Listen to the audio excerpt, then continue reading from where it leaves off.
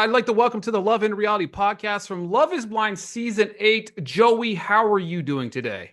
I'm doing well. How about yourself? Not too bad, man. Very, very excited to talk to you. I'm sure this has been Awesome. a whirlwind, a wild ride of a roller coaster over the last few weeks since, debuting on Love is Blind. But for me, I want to take the audiences back just a little bit. What kind of made you want to go on Love is Blind? Well, I actually had never really even heard or known of the show, honestly. And I was reached out to, and they reached out to me twice, and I actually denied them both times. And then third time was a charm, and my sisters were like, "You really need to give this a try. Like you have fun in every situation." And they're like, "Just go for it. Go have fun. Go try to meet your person and see if this like works for you." And so I was like, you know what? I'm going to give it a try. I wasn't dating anyone. So I was like, might as well. I love that. And so in the early stages of like entering the pods, obviously you connect with Monica, we'll touch on a little bit. Was there some other connections that you made early on that kind of was like, maybe kind of solidifying the process for you? Yeah, I connected with a few people in the pods. My number two was Sarah, and then Meg was actually my number three when we connected. Awesome. All right. So let's talk about that connection you sparked with Monica, right? Obviously Yeah. leading obviously up to getting engaged, but what about her kind of made you certain that she was the one? Yeah, definitely at first she definitely had this like really fun, positive energy, which is something I really love in a relationship because you can kind of see I have that same energy. And so I that's what I kind of look for, that really fun, extroverted energy. And I felt like on our first date, we really had that. And then my next thing is family. Family is like my number one core value. And so someone that really shows that they have care and a strong family relationship is super important. So we really connected on that level. And that's kind of like, obviously there's a lot more to that and a lot more conversations, but as simplified as I can get it, those were like really big aspects for me. Yeah, especially like the dance moment, right? That whole entire Yeah. scene was pretty awesome. And I think one of the things I love about it, let's talk about the reveal a little bit. This was kind of Yes. incredible. Obviously, it's kind of become a thing on the internet as well because of Yeah. the it but I really like I love your personality. I love how vibrant you it's just like kind of different from other people that we've seen in Thank this you. show in the past. And you're very much a just outgoing person. So talk Yeah. to me about the reveal. Talk to me about like leading up to the moment before the doors open, what that was going through, and then of course ultimately the reveal in itself. It was so wild. Like the reveal was and so fun. Like I was like, I mean, leading up to it, I just had no idea because I hadn't even really watched the show. And so my producer was like, "You should watch the show so you know what you're getting into before." And I was like, "No, I'm in the moment type of person, and I want it to just be me the entire time. I want it to just show who I am, my genuine personality." So I really didn't know much going into it. So I was just taking it all in. And I when those doors opened and everything was just happening, it was just like I just was experiencing as it was happening, and it was so fun and so much energy. And it was like when you're a kid and you experience like something brand new in your life that you're like, wow, that was really fun. That's what it felt like nothing. And you never get to experience that really as an adult much anymore. So it was like mind blowing. You were just like so many emotions and so many things hitting you at once. It was just so fun. Like that was probably one of my favorite moments of the whole show. And it was just us being us, which is what I really loved about it. And watching it back, it was so cool. It was like the coolest thing. And obviously that reception from it, yeah, that's been really cool to see as well, right? Yeah, it was so cool. As we kind of shift to what I call the quote unquote honeymoon phase to like Yeah, Honduras, what was that trip for like for you? Because obviously you're basing off of what you had in the pods and trying to develop what you started with Monica in the pods, yeah, moving it to Honduras. What's that kind of like? Do you feel like pressure? What was the entire atmosphere and stuff like that as you're developing that further? yeah. Honestly, like right at first, it's just really weird because you know this person well, but then you also don't, because every experience you've ever had in life, you meet someone in person first. You physically interact with them, and then you learn about their depth, how their mind works. And in that situation, you know how their mind works, but you don't know their social interaction, their social cues, their kind of learning that whole physical vibe with that person. So it is definitely weird at first, but I loved it because as time went on, we just really, in my opinion, like really meshed really well in Honduras and really kind of formulated a stronger bond and had fun too. Because I always think it's important in a relationship to me to have fun, but also had depth. And in Honduras, we had a lot of great, serious conversations, but also had fun at the same time, which was so important to me. How essential to the process is it like obviously the noise comes, right? We know that in the process the noise comes, but to have the pods and have the trip, how important is it, do you think, of the foundation of not just the show, but of you guys' relationship for viewers to see? Like, how important do you think that is to build that process and then move into the next phase? Yeah, I think like when we're talking about this whole experience, it's obviously like a reverse of dating. You meet someone, then you learn it. That then you learn the depth, their mind. Where this way, I think it's like super important to have that time alone. Because if you went right into moving in together, meeting people's friends and families, you wouldn't have that experience to actually like enjoy and experience what that physical connection looks like and how to relate to each other in that sense. So I think it's super important to have that phase. Obviously, we love funny, goofy Joey, right? We all love Yeah, that. I love that element of you, but I think one of the more profound moments of you being on the show so far is talking about your prior OCD habit, right? You know what I mean? And yeah, getting over that. I want to kind of talk a little bit about that and just yeah, kind of getting over that because to me, this is like one of those stories you take from the show and it's like somebody can hear this story and grow from this story and yeah. maybe even overcome it. So I think it's, again, I love Lighthearted Joey, but also take me behind a little bit about that and overcoming that journey. Yeah, absolutely. And I will say that is one of the scenes that has gotten so much attention. I've had hundreds of people DM me and say like how cool it was to see that played out and how supported they felt and heard they felt in that moment. So really, really cool.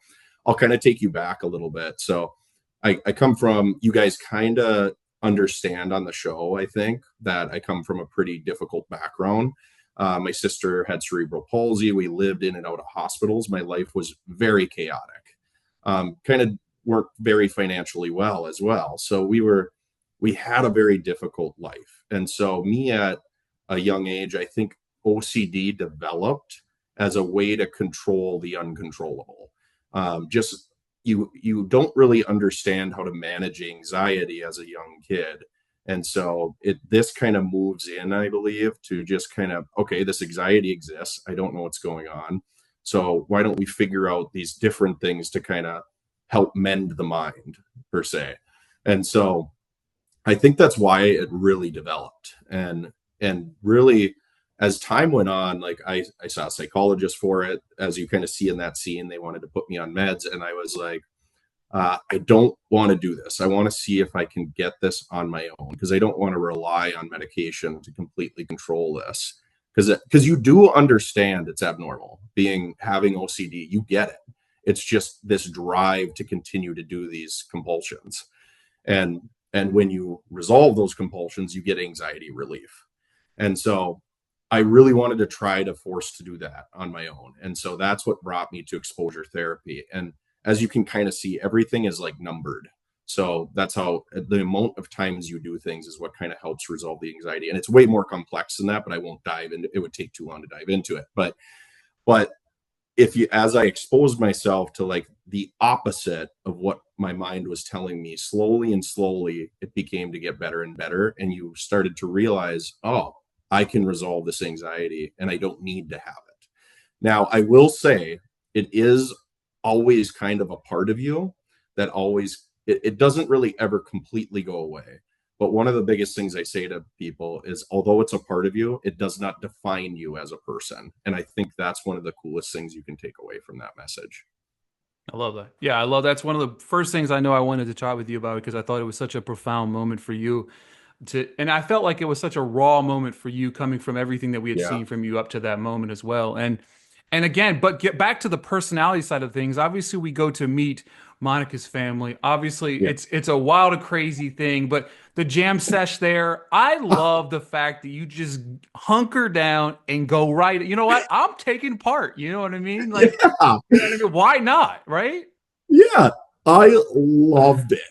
Like, I got in there and I was like, hell yeah, this is what I love because I love, and you see me say it on there, I love like quirky, fun things that families have. I think that's really a big thing that like shows that that family vibes and meshes together and has love because they have something like different.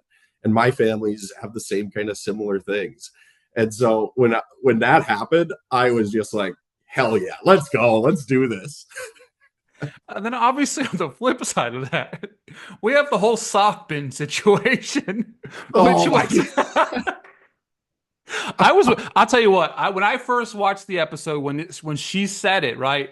I was like, what did she say? I'm sitting there watching with my wife and we like rewound it a little bit and I was like, did she say a sock bin, a community sock bin? And I asked my wife, I was like, can we get a community sock bin? And I don't think it's gonna work out for us. But I, yeah. I wonder why. But just those little things, right, kind of bring a reality, fun aspect of learning about a significant other, right? Yeah, absolutely. Yeah, I that was a fun. It was fun. And you do have to understand too, being OCD, like learning about that, you're like, what? Can I handle this? And then you get in that moment and you're like, okay, this is funny. Right? Could this be the straw that just breaks it all down? You know what I mean? Yeah. What was the cause of everything going backwards? You know what I mean? We're gonna point to the sock bin, but no, I'm kidding.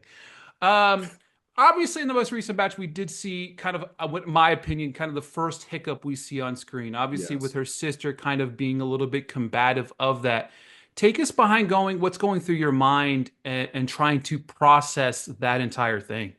Yeah, that was a little bit tough for me because and not so much like the acceptance portion, but so for me, Monica and I connected super well in the pods about our sisters because I am very, very close with my sisters. I consider them my best friends, and we talk almost every single day. Monica kind of described her situation the same, and she's like, "My sister is my best friend," and so we really bonded on that. And for me, I understand there can be broken families. I come from a broken family. There can be complications in the family. So I understood that aspect. But when I saw their relationship, it was so much different in comparison to what I had thought it would be in the pods.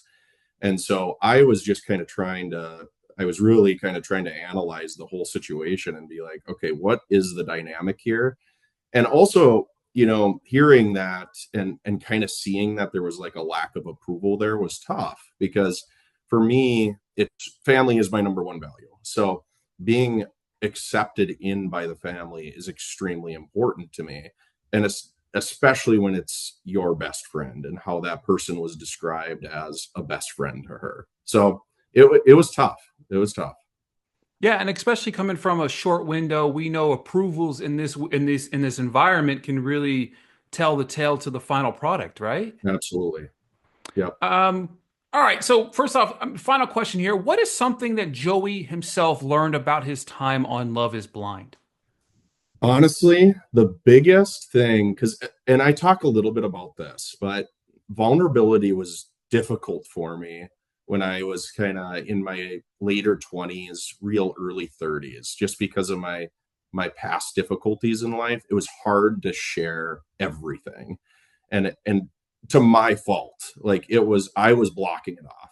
And so I went through therapy and went through all that. And this was kind of like a really big moment where you have to be vulnerable with everyone.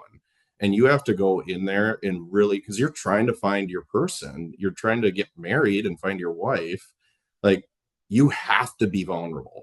And so that was the biggest takeaway for me was that I can be vulnerable. Like I can get out there, I can really display myself and really show who Joey is, and then just show the depth of Joey and be comfortable doing that. And so that and not just to a person, but to the world, which is like a crazy cool thing now looking back. Like I think that's the coolest takeaway from it for sure for me.